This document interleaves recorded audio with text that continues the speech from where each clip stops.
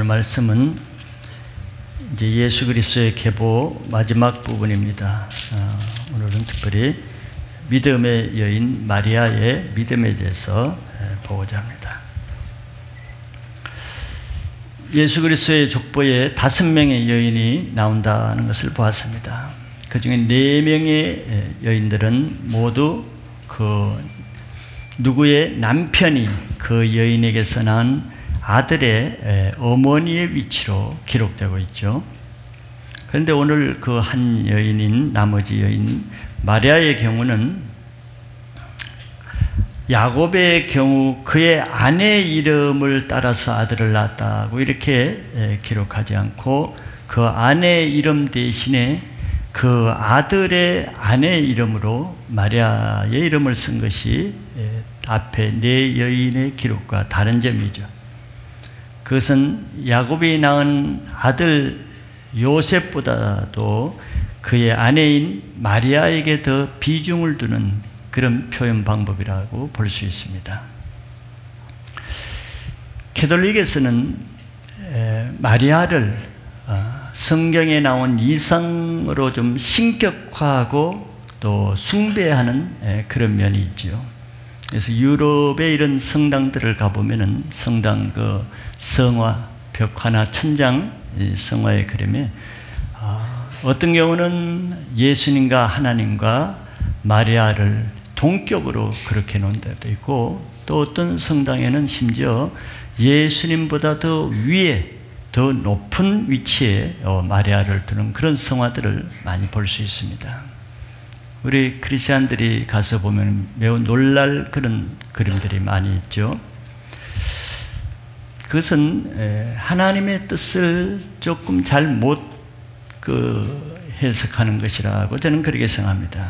즉 그것은 보배를 담은 그 질그릇을 그 안에 있는 보배보다도 더 중요시하는 하나의 현상이라고 볼 수 있죠. 그것은 보배를 금그릇이 아닌 질그릇에 넣는 하나님의 뜻을 오해하는 데서 나오는 것이라고 생각할 수 있습니다. 예수님은 마리아를 육신의 어머니로서는 존중하고 아주 잘 섬겨드렸습니다. 그래서 마지막까지 예수님 먼저 돌아가시면서도 십자가 밑에서 자기 어머니 마리아를 자기 제자 요한에게 부탁하고 돌아가시는 것을 우리 볼 수 있죠. 그럼에도 불구하고 예수님은 영적인 차원에서는 그 이상의 어떤 특별한 영적인 지위를 부여하신 것은 없습니다. 예수님 말씀을 전하신 어느 날 그 어머니와 동생들이 예수님을 찾으러 왔죠. 그래서 그 제자가 예수님께 당신의 어머니와 동생들이 당신을 만나기 위해서 밖에 기다리고 있습니다. 그러니까 육신적으로 생각하면 뭐 예의상 나갈 수도 있겠지만 그때 예수님이 이렇게 말씀하셨죠. 그 제자 보고 마태복음 12장 48절 이하에 보면은 말하던 사람에게 대답하여 이르시되 누가 내 어머니이며 내 동생들이냐 하시고 손을 내밀어 제자들을 가리켜 이르시되 나의 어머니와 나의 동생을 보라. 누구든지 하늘에 계신 내 아버지의 뜻대로 하는 자가 내 형제요 자매요 어머니라 하시더라. 즉 육신의 어머니지만 영적인 의미에서는 그 특별한 권위를 부여하지 않은 것입니다. 예수님은 인간적인 관계와 영적인 차원의 관계를 분명히 구별하시는 거죠. 마리아는 인간으로서 하나님의 아들을 잉태하는 아주 귀한 또 거룩한 도구로 쓰임받은 아주 축복받은 여인입니다. 그러나 그는 그것 때문에 사람들에게 숭배받을 대상이 되는 것은 아니죠. 하나님의 보배를 담은 질그릇으로 귀하게 쓰임받는 믿음의 여인일 뿐인 것입니다. 또 존중받고 그 믿음을 본받을 만한 그런 여인일 뿐이죠. 그러므로 우리는 성경을 볼 때 오늘도 하나님이 쓰시는 마리아를 통해서 하나님이 어떤 분인가에 초점을 맞춰야지. 우리는 아브라함을 볼 때도, 다윗을 볼 때도, 솔로몬을 볼 때도 사람에게 초점을 맞추면은 그 사람을 쓰시고 그 사람을 위대하게 하신 하나님을 뒷전에 내려두고 사람을 앞세우는 주객이 바뀐 성경을 보는 눈을 가지게 되는 것이죠. 그래서 우리는 항상 그 사람을 쓰시는 그 하나님이 우리의 주고 그 하나님이 내 인생의 주관자지 그 하나님이 쓰시는 그 사람이 내 인생의 초점이 될 수가 없는 것이죠. 그래서 오늘 마리아를 볼 때도 우리는 마리아를 쓰신 하나님이 어떻게 사람을 쓰시는가 여기에 초점을 맞춰서 들을 수 있기를 바라겠습니다. 오늘 마리아에 대해서 마태복음은 비교적 간단하게 기록했습니다. 그래서 마리아를 볼 때 비교적 자세하게 기록된 좀 전에 읽은 누가복음 1장에 나온 내용 중심으로 마리아의 믿음에 대해서 좀 보기를 원합니다. 먼저 첫째로 하나님이 찾으시는 사람에 대해서 보고자 합니다. 하나님의 어느 날 가브리엘 천사를 마리아에게 보내셨죠. 하나님이 천사를 사람에게 보낼 때는 그냥 보내지 않겠죠. 다 하나님의 어떤 중요한 일, 하나님이 하실 계획을 가지시고 미리 천사를 보내는 것이죠. 여기에서 마리아에게 보낸 그 천사의 임무는 역시 우리가 아는 대로 하나님이 친히 자기 아들을 이 땅에 보내실 그 한 사람을 찾기 위해서 미리 천사를 보내신 것입니다. 그럼 우리는 여기서 이런 엄청난 일에 하나님께서 그 많은 이 세상 중에 또 이스라엘 중에 또 그 많은 여자들 중에 왜 마리아를 찾게 되었는가 하는 것을 우리는 그 하나님의 마음, 하나님의 관점에서 한번 생각해 볼 필요가 있는 것이죠. 첫째, 하나님이 찾으신 마리아는 나사렛 처녀였습니다. 하나님이 찾으신 사람은 하나님이 찾을 정도 같으면 우리 생각에는 예루살렘에 있는 아주 유명한 귀부인이나 아니면 높은 공주 같은 이런 특권층의 사람일 것이라고 우리는 당장 그렇게 생각하죠. 그래서 그렇지 않는 사람은 감히 기대나 또 어떤 상상조차 할 수 없는 일이라고 제쳐버립니다. 그러나 하나님이 찾으신 그 사람은 우리가 생각하는 것과 상식선에서 전혀 생각할 수 없는 그런 사람이었죠. 그 여자는 이스라엘 중에 가장 초라한 시골 처녀였습니다. 나사렛이라는 동네는 우리가 알듯이 이스라엘도 지역 차별이 있죠. 어느 나라나 지역 차별이 있습니다. 무시받는 지역. 이스라엘에서는 특별히 그 나사렛 동네가 아주 무시받는 작은 그 시골 촌 동네였어요.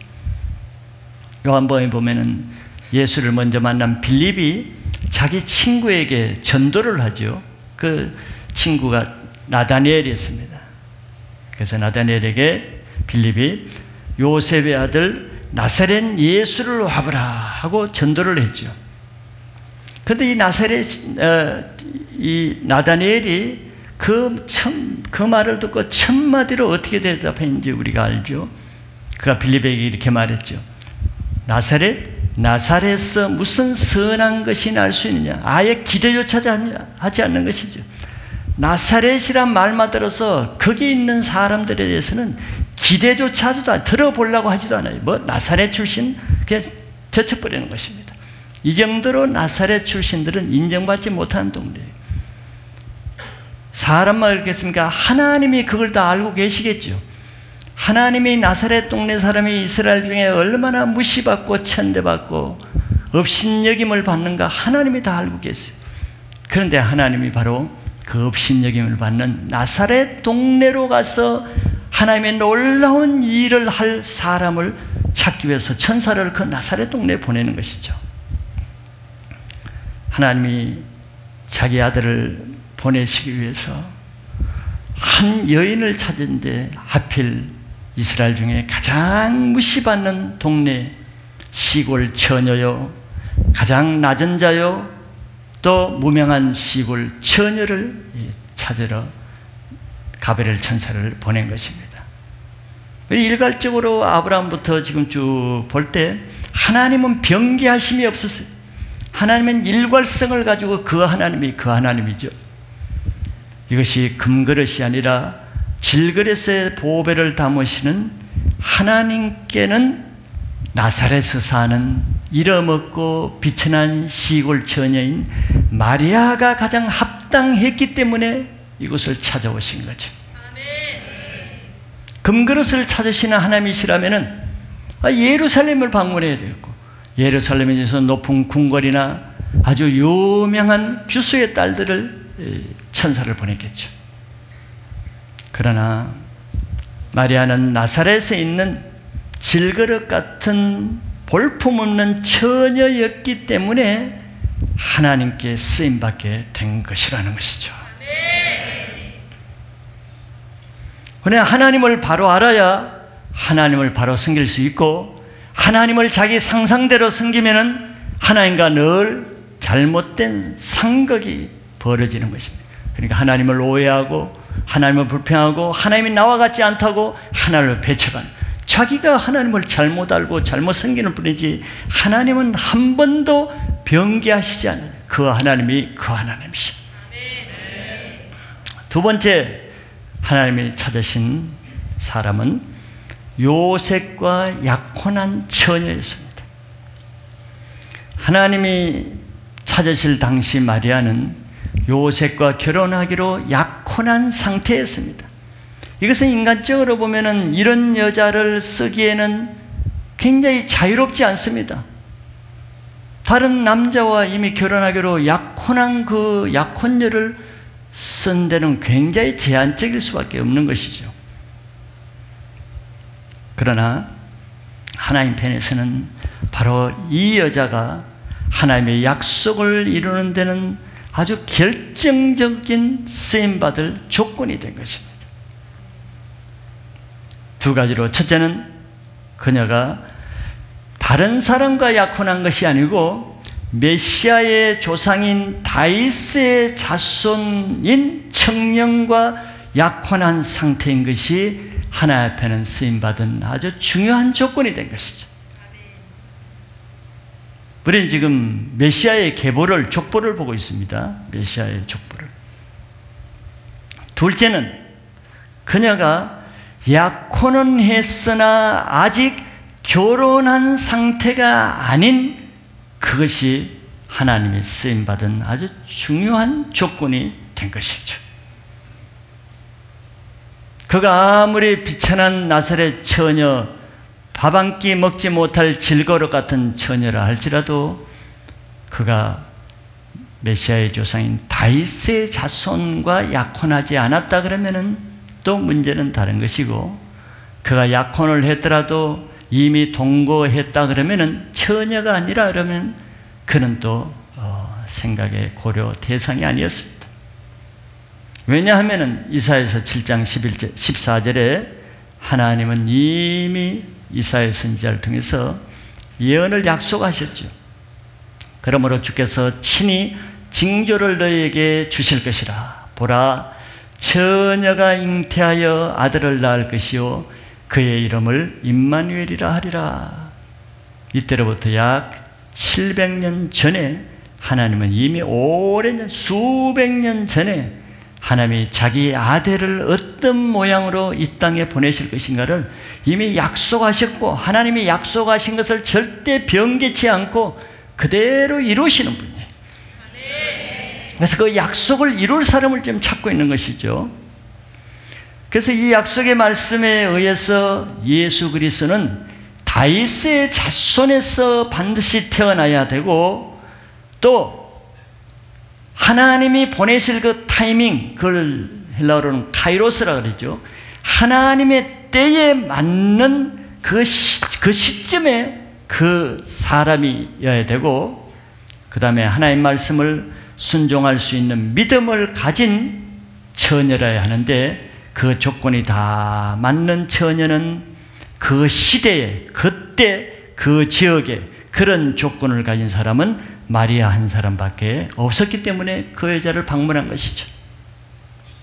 즉 하나님께서 우연히 나사렛 동네 시골 처녀 중에 아무나 찾기 위해서 보내신 것이 아니라는 것이죠. 하나님 나라에 필요한 그 한 사람을 하나님은 항상 찾으시고 찾으신 사람에게 하나님이 천사를 보내서 준비시키는 거죠. 여러분들이 하나님 나라에 필요한 그 한 사람이 여러분들 자신이 되기를 바랍니다. 왜냐하면 이 세상에 태어난 사람은 아무도 필요 없이 태어난 사람은 아무도 없어요. 하나님의 타이밍에, 하나님의 때에, 또 하나님의 시대에 반드시 하나님의 일을 하기 위해서 이 땅에 태어났기 때문에 이 시대에 지금의 여러분들이 살고 있는 것은 지금 이 시대에서 하나님이 하실 일이 있기 때문에 지금 이 시대에 태어나고 지금 이 시대에 예수를 믿게 하신 것을 여러분들이 믿으시면은 하나님이 무엇을 하실 것인가를 소망하며 살 수 있는 근거가 되는 것이죠. 그래서 그 하나님의 타이밍을 놓치면 안 됩니다. 하나님이 찾으실 때 찾은 바 되는 준비를 하셔야 되는 거예요. 두 번째는 마리아에게 주어진 은혜입니다. 천사의 갑작스러운 방문을 받고 마리아는 매우 당황하면서 두려워했습니다. 하나님의 임재가 있으면 누구나 죄인은 두려워하는 것이죠. 첫째, 은혜를 입은 마리아를 봅니다. 천사가 마리아에게 와서 첫 마디가 내가 하나님의 은혜를 입었느니라. 누가복음 아까 읽은 1장 30절에 그렇게 말하고 있죠. 천사가 이르되 마리아여 무서워 말라. 내가 하나님께 은혜를 입었느니라 그랬어요. 마리아는 특별한 은혜를 입었죠. 보통 은혜가 아니고 특별한 은혜를 입습니다. 그러나 마리아는 결코 특별한 여자가 아니라 가장 평범한 나사렛 시골 처녀였습니다. 특별한 사람에게 특별한 은혜가 임하는 게 아니에요. 즉 나사렛 평범한 시골 처녀인 그녀에게 그것이 은혜였습니다. 하나님의 은혜는 자격 없는 자에게 주어지는 선물이기 때문에 그런 거예요. 하나님은 그녀의 어떤 자격이나 신분이나 능력을 보시는 것은 아닙니다. 그러나 하나님 편에서는 은혜를 베푸실 이유가 다 있는 것이죠. 은혜를 베풀 이유가 있기 때문에 은혜를 베푸시는데 그것은 하나님의 은혜는 자격 없는 자에게서 그 영광이 더 크게 드러나기 때문에 그렇습니다.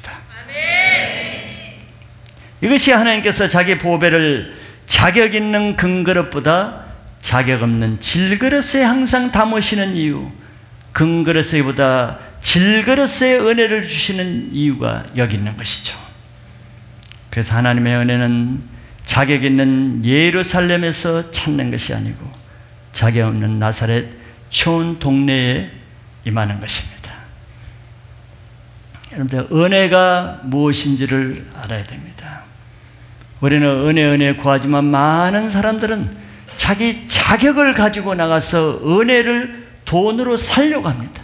내 공로와 내 자격과 내 열심과 내 행위를 가지고 은혜를 살려고 해요.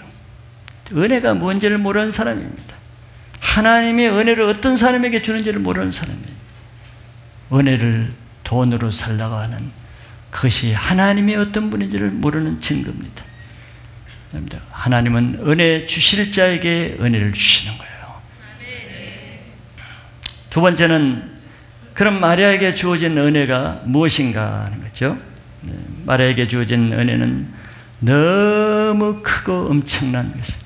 시골 처녀, 나사렛 처녀로서 감당할 수 없는 은혜였죠. 누가복음 1장 31절 이하에 보면은 보라 내가 잉태하여 아들을 낳으리니 그 이름을 예수라 하라. 그가 큰 자가 되고 지극히 높으신 이의 아들이라 일컬을 것이요 주 하나님께서 그 조상 다윗의 왕위를 그에게 주시리니 영원히 야곱의 집을 왕으로 다스릴 것이며 그 나라가 무궁하리라. 첫째, 은혜의 내용은 처녀인 자기가 잉태한다는 것입니다. 이거는 평범하지 않죠. 이거는 있을 수 없는 일이죠. 가브리엘 천사가 마리아에게 와서 은혜를 받은 여자야 두려워하지 말라. 은혜를 받았다 그랬어. 하나님 너와 함께. 마리아 기대를 했겠죠. 그런 기대한 그 은혜가 무엇인가를 마리아가 그 다음에 기대하고 들었는데 이거는 청천벽력 같은 은혜. 자기 처녀인데 처녀인 자기가 임신을 한다는 것입니다. 상상할 수 없는 일이에요. 기절할 노릇이고 충격적인 일입니다. 보통 사람에게서 이런 은혜는 은혜로 받기보다는 최악의 재앙으로 받습니다. 이거는 내 인생의 재앙이다. 지금까지 하나님을 내가 잘 믿어왔고 하나님을 성실히 섬긴 결과가 재앙이다. 재앙이로다. 재앙이로다. 재앙이로 받으죠. 이것이 하나님의 큰 은혜는 믿음이 없이는 주어져도 감당할 수 없는 이유가 이것이. 하나님의 은혜가 믿음 없는 사람에게는 시험거리가 되는 이유가 여기입니다. 많은 사람들이 매주 하나님의 은혜의 말씀을 통해서 은혜를 받지만, 은혜를 받는 것이 아니라 은혜가 주어지지만, 말씀을 듣고 시험에 드는 사람이 얼마나 많습니까? 그 말씀을 듣고 은혜의 말씀을 듣고 기뻐하고 감사하기보다는 부담을 가지고 슬픔 기색을 하고 돌아가는 사람이 얼마나 많아요. 우리 자매들에게 임신한다는 그까지의 은혜를 안 줘도 충격을 받고, 만약에 임신한다 해서 기절초풍하고 아마 기절할 거예요. 다에게 쓰러져서 나가지 못해. 마리아가 지금 이런 것입니다. 은혜를 준다고 하는데 뭔가 들어봤더니 처녀인 자기가 임신을 한다는 거예요. 두 번째는 하나님의 아들을 낳는다는 것인데, 더 놀라운 충격은 자기가 임신한 그 아이가 하나님의 아들이라는 사실입니다. 하나님의 아들이라는 사실. 비천한 시골 처녀로서 자기가 정말 공로가 있는 제사장의 딸이나 왕의 공주나 이런 것 같으면 또 어느 정도 모르겠지만, 전혀 그에 어울리지 않는 시골 총구석의 처녀가 하나님의 아들을 잉태한다는 것은, 이거는 마귀의 환청을 듣지 않는 이상 이런 일이 일어난다고 믿기 어렵죠. 아마 자기 영혼에 전율을 느꼈을 거예요. 너무 황당하게 느낄 수도 있습니다. 심히 두려운 일이죠. 보통 사람에게 주어지는 작은 은혜는 그냥 기쁨으로 받아들이면 됩니다. 좋으네, 감사하네, 끝나는 것이. 그러나 하나님의 특별한 은혜는 특별한 믿음이 있어야만 그것을 은혜로 받아들일 수 있습니다. 그게 믿음의 그릇이라는 거예요. 믿음이 없는 사람에게는 하나님의 은혜가 축복이 아니라 재앙으로 보이기 때문에 그렇습니다. 그래서 많은 사람들이 매주마다 하나님의 은혜가 주어지는 은혜를 듣고 받고 나서도 항상 부인하고 배척하고 하나님께 불평하고 오히려 불만하고 하나님께 귀를 막고 돌아가죠. 그러니까 은혜를 다 쏟아버리는 거예요. 은혜를 거부하는 거예요. 그러므로 내게 주어진 하나님의 은혜를 감당하기 위해서는 먼저 그것을 감당할 믿음의 그릇이 준비되어 있어야 하는 것이에요. 그렇지 않으면 주어도 쏟아버리고 받지를 못합니다. 그러니까 하나님은 받을 만한 여인을 찾는 것이죠. 감당할 만한 사람을 찾는 것이죠. 하나님의 은혜 뜨든지 여러분들이 쓰시고자 할 때 쓸 수 있는 믿음이 준비되어 있기를 바랍니다. 그것이 중요한 것이죠. 하나님의 은혜 안 주신다고 불평하지 마세요. 은혜를 받을 자격이 없는데 은혜를 내가 어떻게 받겠습니까? 그러나 내가 은혜를 받아들일 자격이 있으면 모든 것이 은혜가 아닌 것이 하나도 없게 보이게 될 것입니다. 그 세 번째는 마리아의 믿음 또는 마리아의 반응이죠. 천사가 엄청난 말을 해줬을 때 그는 우선 이해가 되지 않는 것을 천사에게 질문을 했습니다. 이성적으로 이해가 안 되냐. 그래서 천사에게 이렇게 말했죠. 조심스럽게, 천사여, 나는 약혼은 했지만 나는 남자를 알지 못하니 어찌 이 일이 있으리까. 너무 이해가 안 되니까 물었어요. 고래로 지금까지 결혼하지 않는 여자가 아이를 잉태한다는 것은 들어본 적도 없고 있을 수도 없는 일이기 때문에 그걸 먼저 물었습니다. 내가 남자를 알지 못하니 어떻게 이런 일이 있을 수 있습니까? 하나님의 은혜는 항상 이런 것입니다. 그래서 사람이 인간적으로 또는 혼적으로 이성적으로 신앙생활하는 사람이 항상 하나님께 불만이 있고 하나님을 오해하고 교회를 거스릴 수밖에 없는 것은 당연한 것이에요. 어떻게 이해가 돼요? 말 같지 않는 얘기를 하는데, 이 시대에 맞지 않는 말을처럼 들리는데, 과학적으로 맞지 않는 것처럼 보이는데 어떻게 내가 사내를 알지 못하는데 잉태할 수 있습니까? 자기 마음에만 딱 들고 천사를 번쩍 하고 이거는 사단의 음성이다 하고 그냥 제쳐버렸으면 그걸로 끝나겠죠. 그러나 마리아는 겸손했습니다. 천사에게 내가 이해할 수 없는 것을 물었어요. 이런 일이 어떻게 일어날 수 있습니까? 따지는 것이 아니고 물었습니다. 그래서 하나님의 은혜가 주어질 때 우리 이해할 수 없기 때문에 사람의 반응은 다 제각각이에요. 즉 똑같은 장소에서 똑같은 말씀을 들어도 반응이 다 다르잖아요. 받아들이는 각도가 다 틀리기 때문에, 믿음의 정도가 다 다르기 때문에 다른 반응을 보이는 것이죠. 많은 사람들은 자기에게 주어진 하나님의 놀라운 은혜를 부담스럽게 받습니다. 그래서 배척하려고 그러죠. 거부하고 사양합니다. 그렇게 살고 싶어 하질 않는 거예요.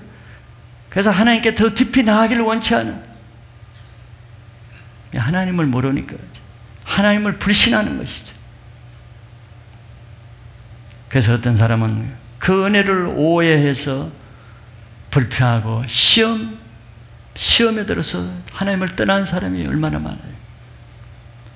하나님의 은혜를 안 받아서 떠나는 것보다 하나님의 은혜를 주실 때 그것이 감당이 안 돼서 시험에 드는 사람이 훨씬 더 많아요.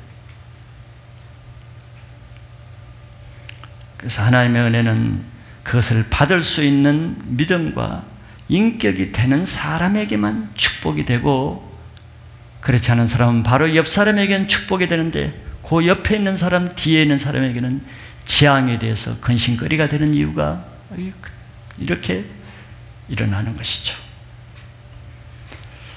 천사가 마리아의 질문에 영적으로 설명을 했습니다. 누가복음 1장 35절에 천사가 대답하여 이르되 성령이 내게 임하시고 지극히 높으신 이의 능력이 너를 덮으시리니 이름으로 나실 바 거룩한 이는 하나님의 아들이라 일컬어지리라. 사람으로 하는 것이 아니다 그런 거죠. 성령이 내게 임하시고 지극히 높으신 이의 능력이 너를 덮음으로 그런 일이 일어난다는 것이에요. 성령의 능력으로 이루어진다는 거죠. 하나님을 믿는 신앙은 신비에 속한 것입니다. 즉 영적 세계에 속한 것이지 보이는 이성 세계에 속한 일이 아닙니다. 그럴 바에 왜 하나님을 믿습니까? 그냥 철학을 믿고 어떤 사상을 믿고 그냥 다른 종교를 믿으면 되지. 그러나 우리는 하나님의 살아계심을 믿는 사람은 우리 눈에 보이지도 않고 이성으로 생각할 수도 없고 내 지식으로 이해할 수 없는 그 영적 세계에서 일어나는 하나님의 일을 믿기 때문에 우리는 믿을 신앙이라고 하는 거예요. 그래서 가브리엘 천사가 그렇게 설명한 것입니다. 성령이 임하시며 하나님의 능력이 널 덮어서 성령으로 잉태하는 것이지 사람의 원리로 그런 일을 하는 것이 아니다. 이런 설명을 누가 들을 수 있겠어요? 인간적인 사람, 종교적인 사람, 이성적인 사람 받아들였어요? 말도 안 돼요, 천사. 그거 말이라고 합니까? 믿을 수가 없어요 하고 배척하겠죠. 그러나 마리아는 믿음의 여인이었죠. 마리아는 그 하나님의 말씀 자체를 믿고 그대로 아멘으로 받아들였어요. 믿음의 사람은 영적으로 설명해야 이해가 되지 이성적으로 인간적으로 설명하면 오히려 신뢰성이 없어. 믿어지질 않아. 그러나 인간적인 사람은 이성적으로 인간적으로 설명해야 이해가 되고 영적으로 설명하면 깜깜하게 이해가 안 되는 거예요. 마리아가 천사의 영적인 설명을 듣고 이해가 했다는 것은 마리아의 믿음을 나타내는 것이죠. 누가복음 1장 38절에 마리아가 이르되 주의 여종이오니 말씀대로 내게 이루어지이다 하며 천사가 떠나. 말씀대로 내게 이루어지이다. 사람이 결혼하지 않아도 성령으로 하나님의 능력이 덮으시면 이루어지는 것을 마리아가 믿었다는 것이에요. 이게 큰 믿음입니다. 이성적으로는 믿을 수 없는 것을 하나님의 말씀이기 때문에 믿어드리는 거예요. 그러니까 천사가 떠났어. 안 믿어서는 천사가 옆에서 계속 얘기했을 거야. 밤새 들어가면 마리아가 실험했을 거야. 근데 한마디 딱 했더니 한마디 딱 믿겠습니다. 떠나고 오케이 떠났어. 천사 괴롭히지 마세요, 여러분들. 이것이 마리아가 하나님의 큰 엄청난 은혜를 받을 수 있는 믿음의 그릇입니다. 하나님의 은혜는 믿음의 분량만큼 밖에 받을 수 없습니다. 많이 구하기 전에 내 믿음을 크게 가져야 되는 거예요. 아무리 큰 은혜를 주세요. 저 사람처럼 큰 은혜를 주세요. 그것이 중요한 것이 아니에요.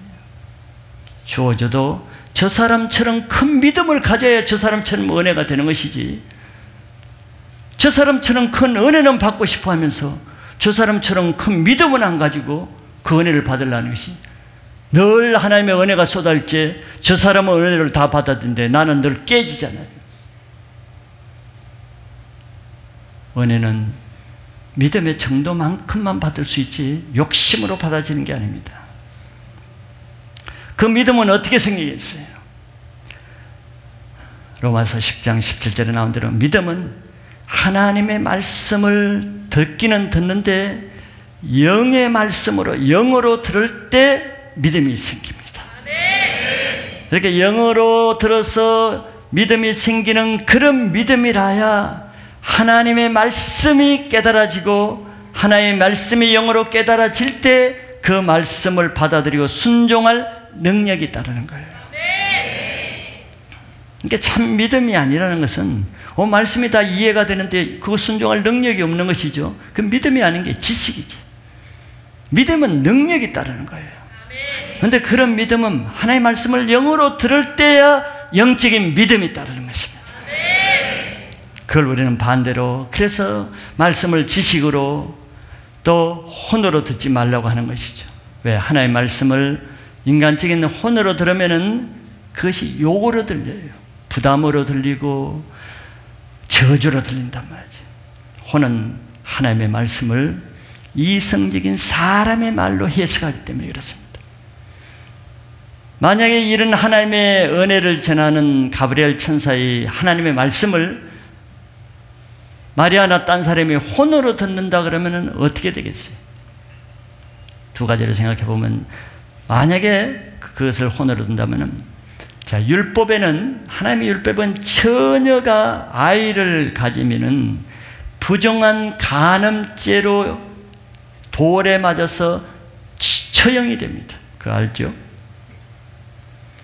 그런데 마리아가 이 말을 혼혈로 들으면은 자신이 이제는 부정하고 더러운 여자로 사람들에게서 정죄되어서 돌로 쳐 죽이는 것으로 받게 됩니다.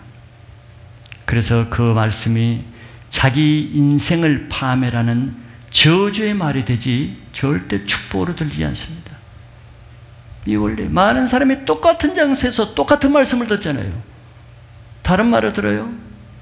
근데 어떤 사람은 그 말씀을 듣고 은혜를 받아서 눈물을 흘리고 인생이 바뀌는, 그 뒤에 사람은 저주를 받아 얼굴이 사색이 되고 분노가 가득 차고 얼굴이 일그러지는 거예요.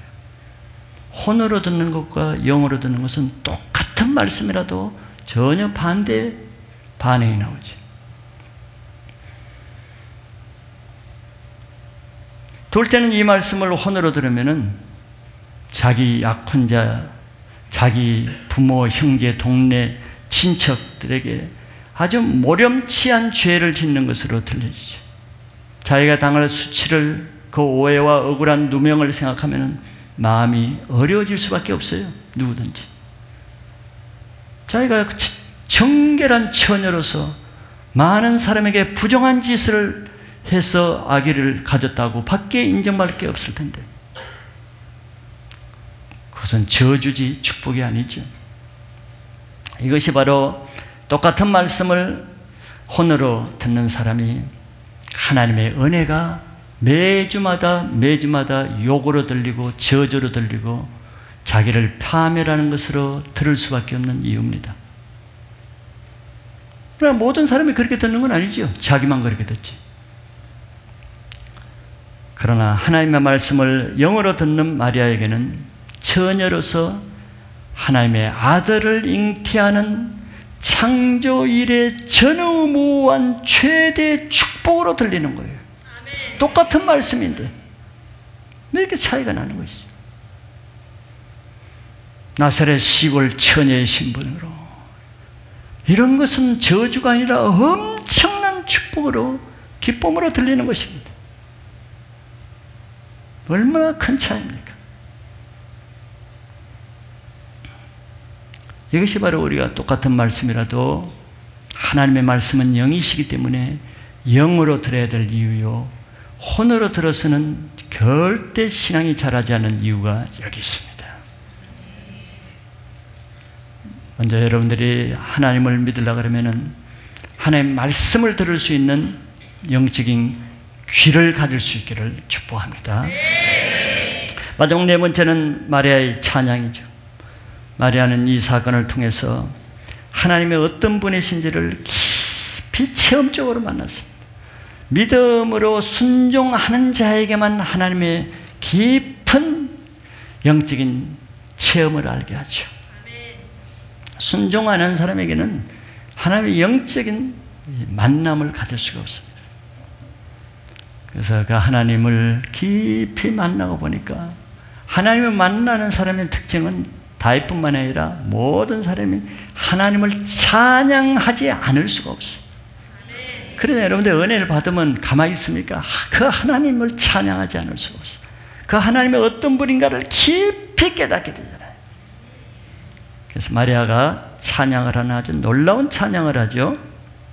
누가복음 1장 46절에서 53절 보면은 이렇게 찬양합니다. 마리아가 이르되 내 영혼이 주를 찬양하며 내 마음이 하나님 내 구주를 기뻐하였으면, 그 다음부터 이제 하나님의 성품을 찬양하는 거예요. 우리가 새벽기도 큐티 때 하나님의 성품을 찬양하죠. 여러분들 하나님의 성품을 찬양하는 기도하는 게 아니에요. 성품을 찬양하는 것을 마리아를 통해서 여러분들 배우시기 바랍니다. 그러니까 하나님을 찬양해야지 자기 마음을 하는 게 아니에요. 48절 보면은 그의 여종의 비천함을 돌보셨습니다. 보라 이제후로는 만세 나를 보겠다 일컬이로다. 능하신 이가 큰 일을 내게 행하셨으니 그 이름이 거룩하시며 긍휼하심이 두려워하는 자에게 대대로 이루도다. 그의 팔로 힘을 보이사 마음의 생각이 교만한 자를 흩으셨고 권세 있는 자를 그 위에서 내리치셨으며 비천한 자를 높이셨고 줄이는 자를 좋은 것으로 배불리셨으며 부자는 빈손으로 보내셨도다. 그녀는 자기 같은 나사렛 비천한 여종을 돌보시는 그 하나님이 너무너무 감사해서 또 자기가 알고 있었던 그 하나님이 더 깊이 알아져서 그 하나님의 성품을 찬양하죠. 여러 가지가 나오는데 한 4가지로 요약하면 이런 것입니다. 첫째는 하나님은 어떤 하나님이신가? 그를 경외하고 두려워하는 자에게 긍휼을 베푸시는 분이라는 거예요. 하나님은 아무에게나 긍휼을 베푸는 것이 아니에요. 불쌍하다고 긍휼을 베푸는 게 아니에요. 거지라고 다 긍휼을 베푸는 게 아니에요. 가난하다고 다 긍휼을 베푸는 게 아니에요. 하나님은 누구에게 긍휼을 베푸는가? 바로 자기를 하나님을 경외하고 두려워하는 자에게 긍휼을 베푸시는 분입니다. 이게 지금 마리아 자신을 얘기하는 거예요. 마리아는 아무도 알아주지 않는 시골 처녀였습니다. 그의 믿음을 아는 사람 별로 없어요. 그건 하나님은 아시죠. 아무도 알아주지 않아도 시골 처녀였지만 그는 삶 가운데 하나님을 경외하고 하나님을 두려워하는 그런 마음으로 살아가는 것을 하나님은 아시는 거예요. 그래서 그런 처녀에게 하나님의 긍휼을 베푸셨다는 것을 너무너무 감사해서 지금 찬양하는 거예요. 두 번째, 마리아가 만난 하나님은 하나님의 팔의 힘은 어떤 데 사용하시는가? 하나님은 우주를 창조하신 능력의 하나님이지. 그런데 또 그 힘을 언제 사용하는가? 마음의 생각이 교만한 자를 흩어치는 데 사용해요. 하나님의 능력의 팔이 어떤 데 드러나는가? 마음이 교만한 자를 흩어버려요. 마음이 교만한 자의 생각을 흩어버리고 마음이 교만한 자의 오만한 마음을 다 깨뜨려버리는 거예요. 교만한 자가 하나님 앞에는 될 일이 없는 거예요. 하나님이 아시거든. 하나님이 모르시는 것 같지만 다 아신다는 거예요. 마리아가 이걸 어떻게 깨달았겠어요? 하나님을 만나고 보니까 오, 하나님이 이런 분이시구나. 마음이 교만한 자를 그냥 보고 계시는 게 아니라 교만한 자를 흩으시는 분이구나. 하나님을 알아요. 세 번째, 마리아가 깨달은 하나님은 권세 있는 자를 그 위에서 내리치시며 비천한 자를 높이시는 분이라는 거예요. 권세 있는 자를 내리치고 비천한 자를 높이시는 분. 이런 하나님을 여러분들 믿으셔야 됩니다. 지식으로 아는 것이 아니라 믿어야 나의 삶 가운데 하나님을 닮고 예수님처럼 겸손한 성품이 주어지는 것이지. 하나님은 맨날 그러시는 분이라 해놓고 나는 맨날 교만하고, 하나님은 비치는 자를 높이시는 분이다, 아 감사하다 해놓고는 나는 맨날 부하려고 그러고. 그러니 하나님과 엇박자의 신앙을 하는 거예요. 하나님 마음과는 전혀 다른 종교 생활을 하는 거예요. 마지막 네 번째는 하나님은 줄이는 자를 좋은 것으로 배불리시며 부자를 빈손으로 보내시는 그런 하나님을 찬양하는 거예요. 여러분들 이런 하나님을 찬양할 수 있습니까? 줄인 자를 더 줄이게 하고 부자를 더 높이시는 그런 하나님이 아니에요. 마리아는 자신이 아무 부나 권세가 없음에도 하나님이 왜 자기 같은 이런 보잘것없는 자기 말대로 비천한 계집종에게 이런 엄청난 은혜를 주는가 사람으로 이해할 수 없잖아요. 어떻게 이해할 수가 있어요? 자기보다 잘난 사람이 얼마나 많은데. 그러나 하나님을 만나게 보니까 그 하나님이 왜 자기 같은 자를 긍휼을 베푸는가 깨달은 거예요. 오, 그래서 하나님이 나 같은 자에게 긍휼을 주셨구나 깨달은 것이.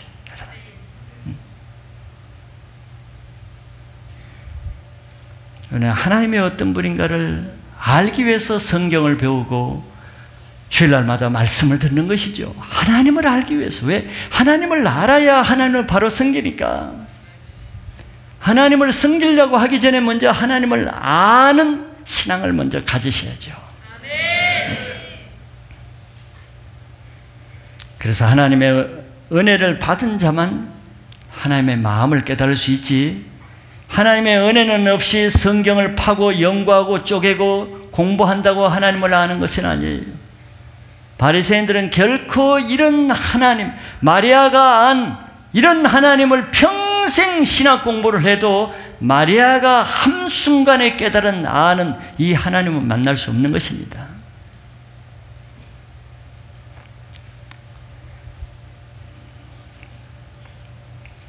오늘 마리아를 통해서 우리가 깨달은 것은 하나님의 일에, 하나님의 더 큰 일에, 또 하나님의 더 소중한 일에 쓰임받는 데는 우리 편에서는 그 하나님의 은혜를 감당할 만한 더 큰 믿음을 요구합니다.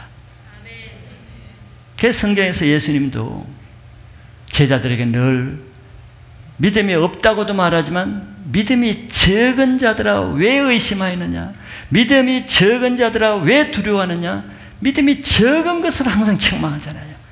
왜? 그런 적은 믿음 때문에 내가 너희들을 위해서 뭐 할 수가 없다는 것이. 광풍을 잔잔하게 할 수 있는 믿음이 있으면 두려워하지 않을 텐데 왜 믿음이 적어서 두려워하느냐, 책망하시죠. 아무리 내게 하나님의 큰 일을 행하려 해도 내가 그 하나님의 주시는 은혜를 감당할 믿음이 없이는 하나님은 억지로 그 일을 결코 행하지 않습니다. 억지로 행하지 않아요. 믿음이 준비된 사람을 찾아서 행하시죠.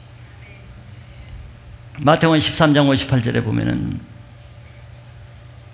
그들이 믿지 않음으로 말미암아 거기서 많은 능력을 행하지 아니하시니라는 말씀이 있죠. 예수님은 다른 지역에 가서는 엄청난 기적과 능력과 귀신을 쫓고 병을 고치는 많은 능력을 행하셨죠. 그런데 자기 고향 나사렛 회당에 가서 말씀을 전할 때는 지금 이 말씀을 하는 거예요. 여기서는 많은 능력을 행할 수가 없었다 그랬어요. 왜? 믿지 않음으로. 능력이 없어서가 아니라 믿지 않음으로. 그렇기 때문에 우리는 항상 하나님의 때 하나님께 쓰임받기 위해서는 언제든지 하나님이 나를 쓰시고자 할 그때, 그 카이로스 때에 내가 믿음이 준비되어 있어야 그때 쓰실 수 있는 거지. 아무리 하나님 나를 방문해도 내가 믿음이 준비 안 돼서 흐느적거리고 골방에 처박혀 있고 누워서 그냥 기도 시간에 잠자고 있으면은 천사가 와서 하나님 제 잠자고 있습니다 보고하고 끝나는 거예요.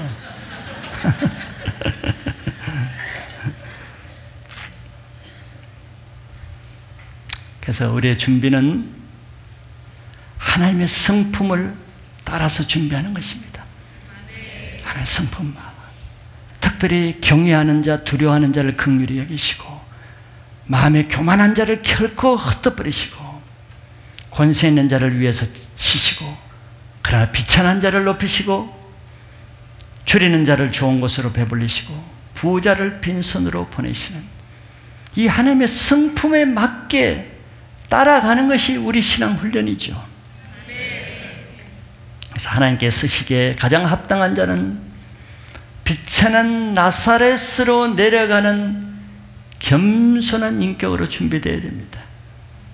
비천한 자를 높이시니까 내가 지금 모세처럼 높은 왕궁에 있다 할지라도 하나님은 하나님께 쓰임받기 위해서는 일단 광야로 바닥을 치는 경험을 하게 합니다.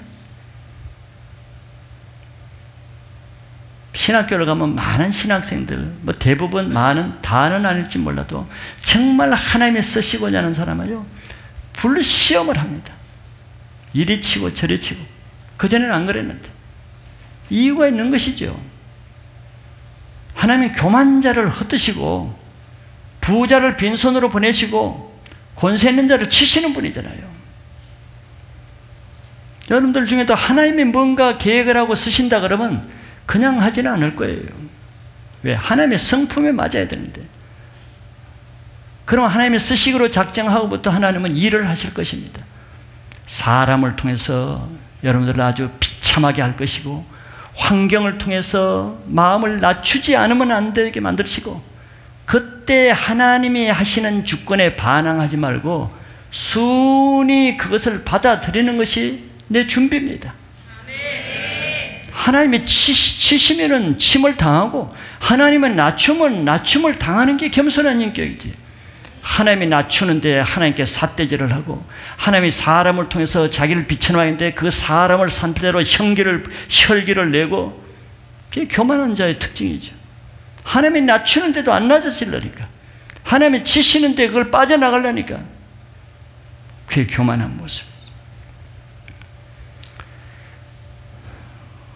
그래 준비가 되어야 하나님의 어떤 은혜를 주셔도 그것을 믿음으로 감당하고, 그 하나님의 은혜가 은혜로 보이게 되는 것입니다. 그래서 매 순간마다 하나님께서 매 주일마다, 매일 큐티 때마다, 매일 셀 예배 때마다 하나님께서 말씀을 통해서 주시는 은혜를 믿음으로 반응할 수 있기를 바랍니다.